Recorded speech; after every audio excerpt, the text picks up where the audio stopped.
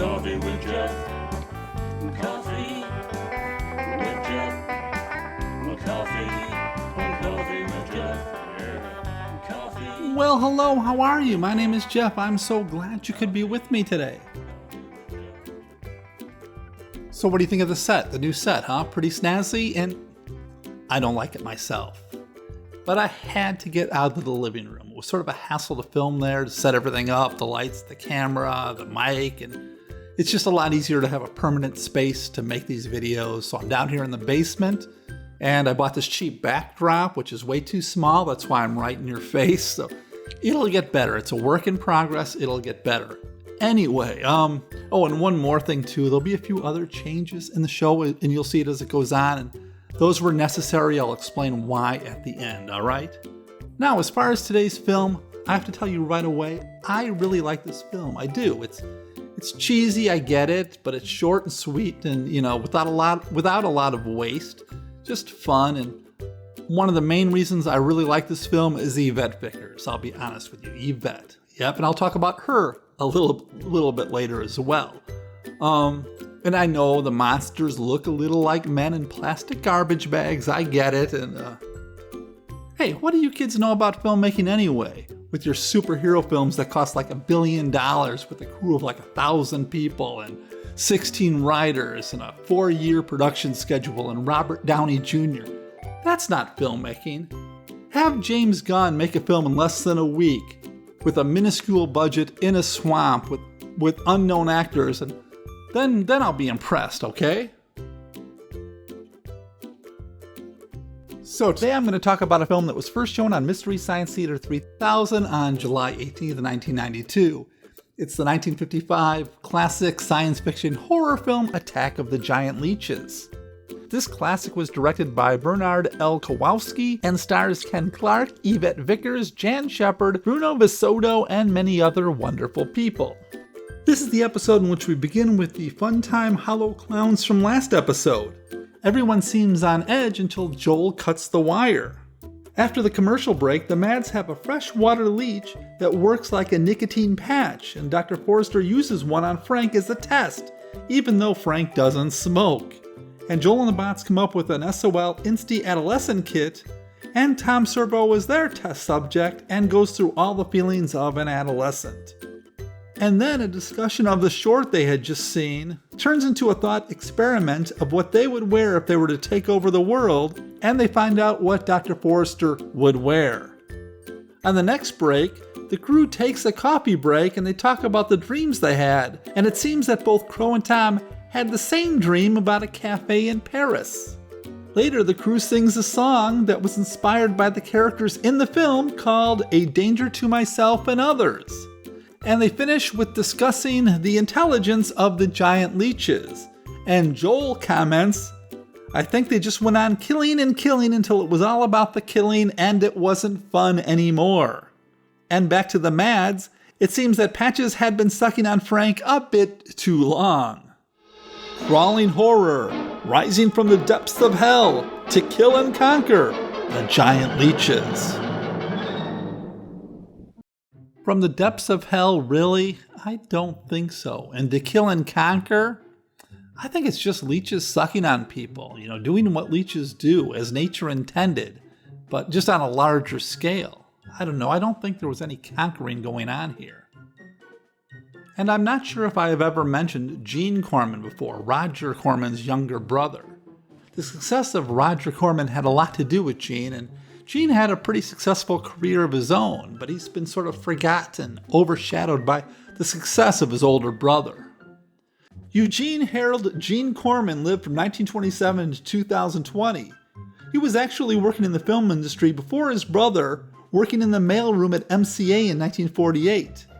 He was involved in forming, with his brother, the film group in 1959 and New World Pictures in 1970. In 1982, Gene won an Emmy for the TV movie called A Woman Named Golda, starring Ingrid Bergman.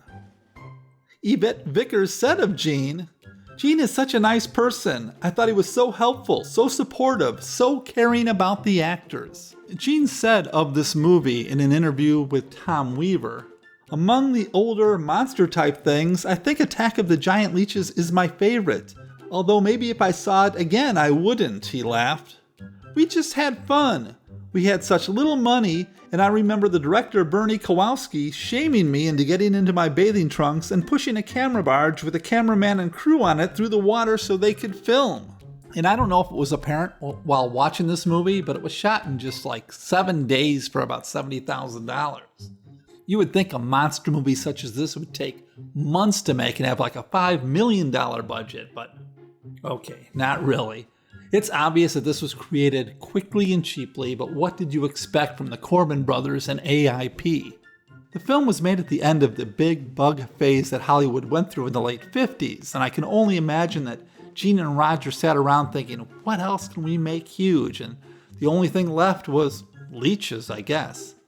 Yvette Vickers said some of the planned day for night scenes were actually shot at night because they ran over time and had to shoot in the dark, and they lit the scenes with flashlights and car headlights. So, in Bill Warren's book, Keep Watching the Skies, he wrote, Gene and Roger Corman produced this minor thriller unconvincingly set in the Florida swamps.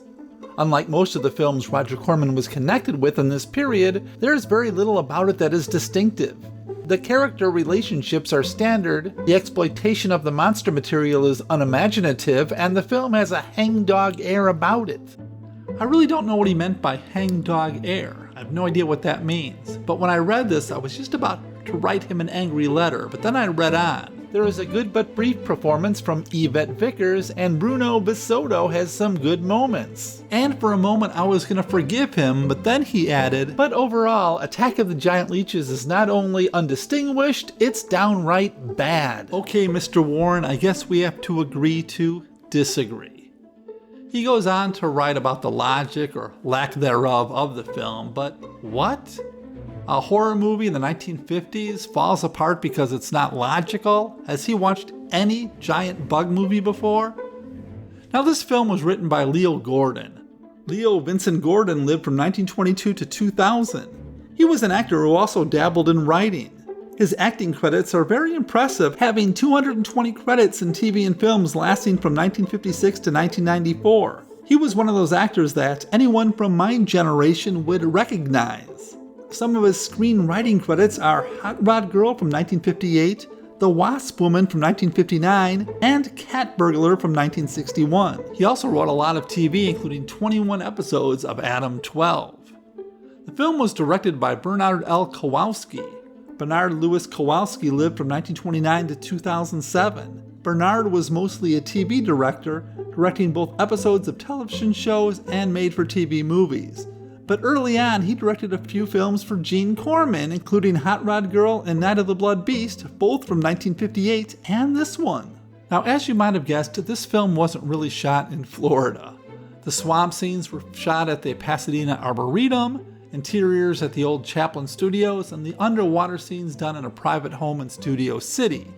This pool, I guess, had an underwater glass viewing area, so they just dress it up with plants and whatnot.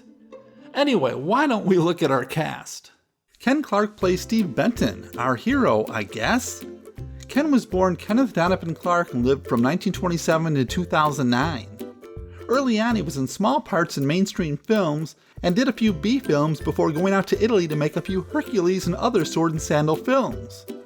He also starred in a series of secret agent films playing Dick Mallory. Looking at the poster, I wonder if they were trying to connect these films with a more successful franchise. Ken also did a lot of TV work. Jan Shepard plays Dan Grayson, the girlfriend of Steve. Born Josephine Angela Sabello, she lived from 1928 to 2025. She was mainly a television actor, appearing on most of the popular shows from 1952 to 1970. And there were a few films, Leeches being the only one I ever heard of. Michael Emmett plays Cal Moulton. Michael lived from 1926 to 2009. He was another mostly TV actor. One of the other films that I've seen that he was in was Untamed Youth. This film was near the end of his acting career, which would only last another 3 years. He was also in the Gene and Roger Corman film Night of the Blood Beast from 1958. Bruno VeSota plays Dave Walker. Bruno was born Bruno Williams VeSota and lived from 1922 to 1976. If you're a fan of B films, you'll know Mr. VeSota. He was in such films as The Female Jungle, Dementia, The Undead, Daddy-O, The Wasp Woman, A Bucket of Blood, The Wild World of Batwoman, Hell's Angels on Wheels, and many more, including a lot of television. Gene Roth plays Sheriff Covis.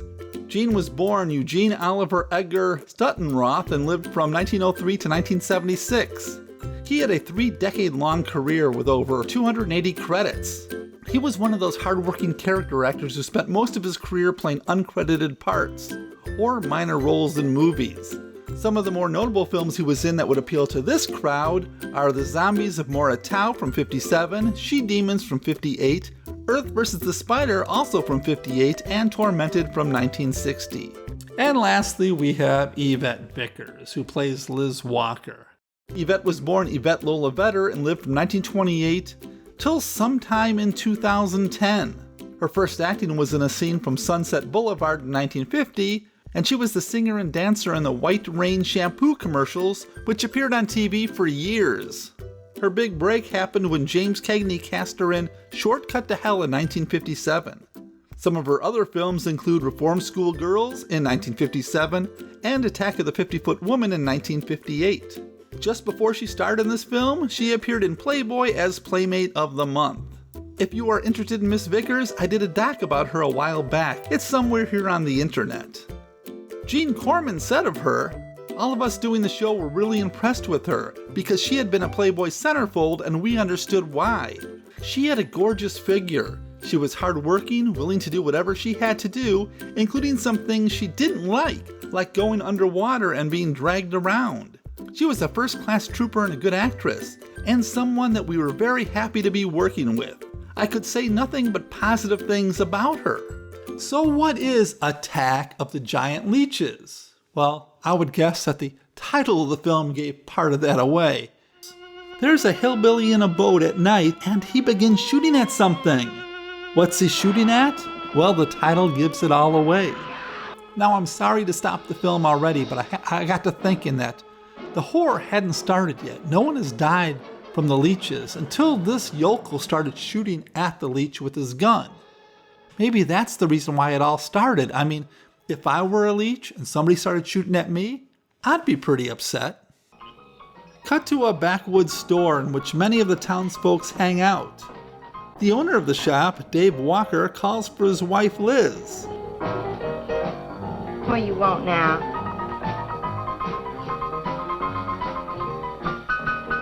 You gotta play that thing so loud? What'd you come out like this for? Oh, don't bother me. Quickly, we learn that their marriage is having issues, and it's sort of a joke among the others. Someday I'm gonna give that she-cat a whopping she's been asking for. Sure you will, Dave. Lay the law down to her. Let her know who wears the pants around here. Also, the man who was shooting before the credits, well, his story amuses the others. Lem, you sure that critter wasn't pink? Oh, I told you before it was sort of gray looking. Well, laugh if you want, but that thing weren't nothing nature put out there. And then we get one of the best scenes in the film. Hey, what can I tell you? I'm a heterosexual male. But if it hasn't been made clear yet, the honeymoon is over. Don't touch me. You think you're talking to? Don't touch me. You're my wife. I'll touch you anytime I feel like it. Okay, I'm going to stop the film and I apologize, but I have something to say. I can accept the fact that giant leeches are terrorizing this town. What I cannot accept is the fact that this guy is married to this woman. No. In the wooded swamp, Steve Benton, the local game warden, is looking for poachers with his girlfriend Nan. Steve is an outsider, and Nan warns him about messing with the townfolk when... What was that? I don't know. You get in the truck and lock it up.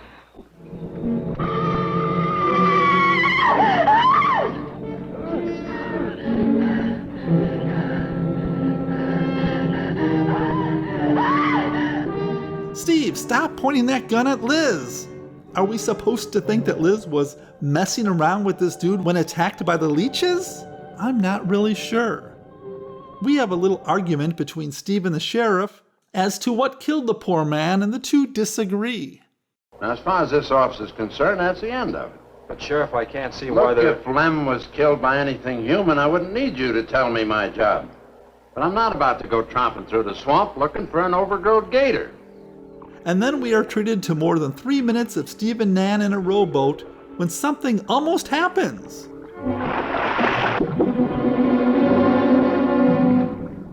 Did you hear something? Yes? Almost, but not really. The film jumps back to a Tennessee Williams play in which the Walkers are still unhappy. I love you, Liz, baby. Get out. Get out, you fat pig! Dave, it's time for you to admit that this woman is no longer in love with you if she was ever in love with you.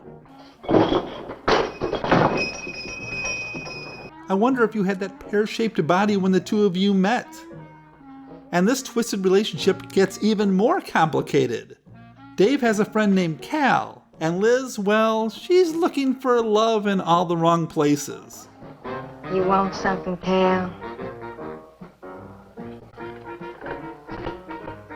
I sure do, honey. We learn a little backstory here. She was previously married to a man who abused her, and after he was caught robbing a gas station, she divorced him and married the next man she saw.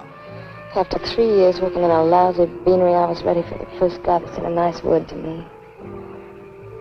It was Dave. And as you might expect, this doesn't turn out well because Dave is no fool. He arrives with a shotgun, and after a bit of a chase, he tells them to get in the water. Get going.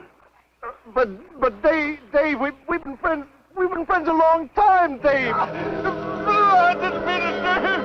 Dave, I didn't mean it.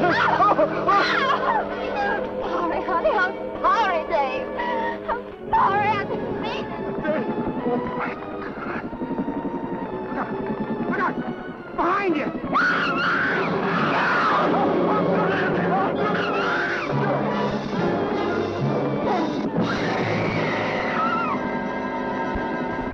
Of course, no one believes Dave and his tale about giant lake monsters. I want some straight answers, Walter. And don't give me any more of that crud about monsters either. Where'd you hide them after you killed them? Did anybody notice here that the sheriff's been calling him Walter? I thought his name was Dave. I told you the truth, Sheriff.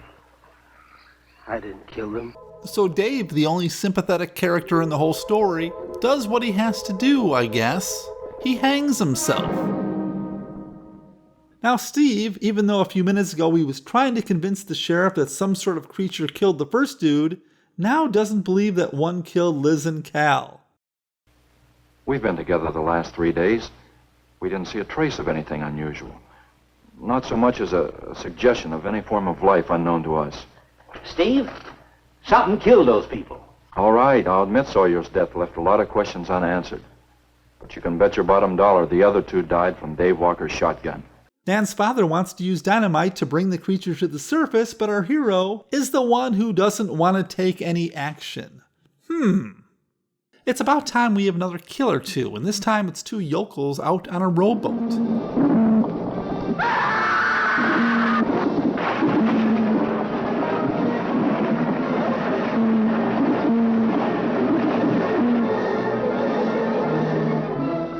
So now we definitely know who's doing the killing, because we see into their cave.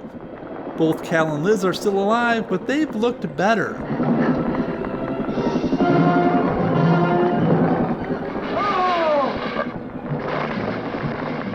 Do you think each human has their own flavor to the leeches? Like is one saying, I'm really not in the mood for a petite girl right now. I'm more in the mood for the blood of a big, strong man. A little while later, there's a search for the two missing townfolks. This is 1959 and we're still using torches? No one has a flashlight or anything? 4 minutes of a search party that doesn't find anything, even with flaming torches, doesn't count as an action scene. You fellas notice anything about this lake? I mean the gators. What about them? They ain't. A piece of water this size usually has maybe 50, 60 big uns around. A whole lot of little ones. There are no alligators in that part of the swamp, right? So? No sign of any fish or snakes? No. Okay, are we to assume that giant leeches are sucking the blood out of alligators, fish, and snakes? Snakes, really? I'd like to see that. So Doc still wants to use dynamite, and Steve's still against it, but Doc does anyway.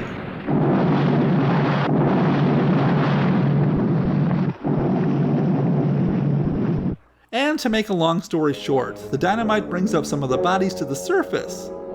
Now, some of these fellows were alive in the cave, but come up dead. Did Doc's explosives do the killing, I wonder?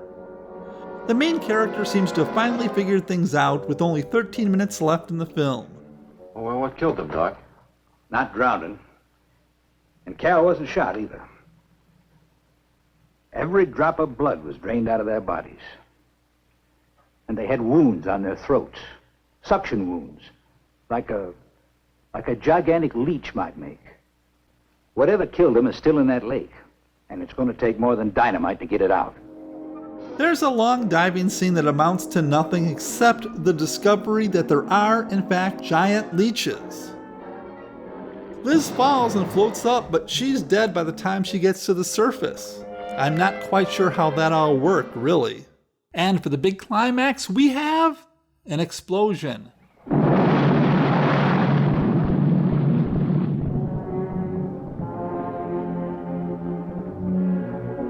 Not the most exciting way to end your movie, but it is one of the most cost-efficient ways to end your movie.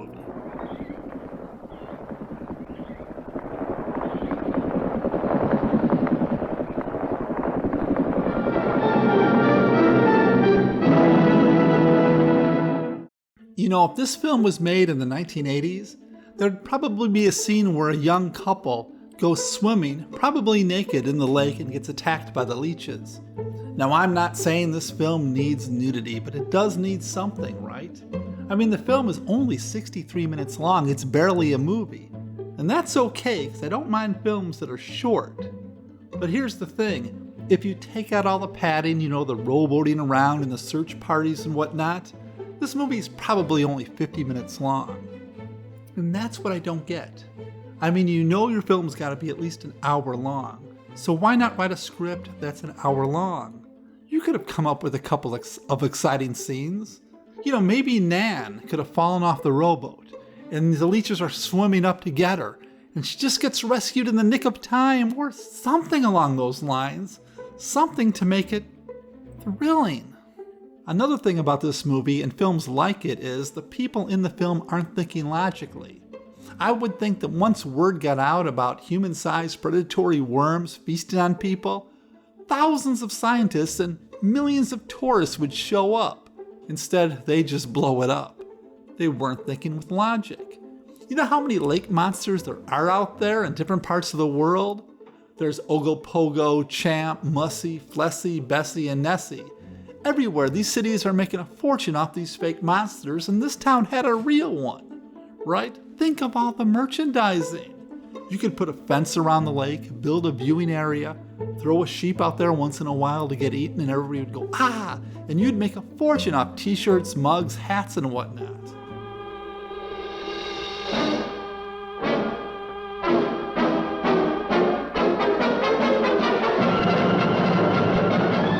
The music for the film was composed by Hungarian-American pianist, musical composer, arranger, and inventor Alexander Laszlo.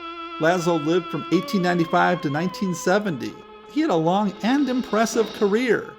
He composed music for such films as One Body Too Many in 1944, Scared Stiff in 1945, The Amazing Mr. X in 1949, Night of the Blood Beast in 1958, Beast from the Haunted Cave in 1959, The Atomic Submarine in 1959, and many others. So like I said, this film was only 62 minutes long, barely over an hour, and Mystery Science Theater 3000 showed about 55 minutes of the film. During the scene where Cal and Liz are in each other's arms before Dave shows up, they cut out a whole chunk of dialogue in which Liz tells him about her first marriage and how she ended up with Dave. Anyway, I'm sure there are other little bits of dialogue cut out here and there. I didn't go through the whole thing. But now, for today's obscure reference, we have this. Yeah, it's Jim from Wild Kingdom. Mutual of Omaha's Wild Kingdom was an American documentary television show about nature and wildlife that was on the air from 1963 to 1988. That's 140 episodes over 18 seasons. It starred Marlon Perkins and Jim Fowler. Marlon was the host and Jim was a professional zoologist. So that about wraps up the show. Now you might have noticed that the best 2 minutes of Mystery Science Theater 3000 wasn't on the show. And when I use clips from the show, I use stills rather than actual footage. That's because Shout Factory, who owns the rights to Mystery Science Theater, has been, getting on my case a little.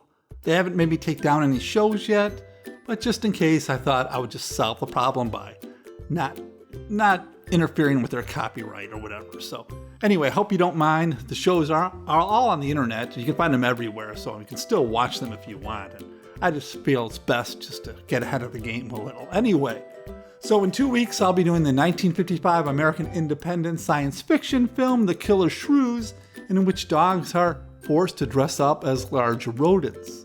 But on the plus side, the film has James Best and Ingrid Gould. So that's something, right? I hope you will join me. I'll see you in 2 weeks. Thanks for watching. Take care and stay healthy.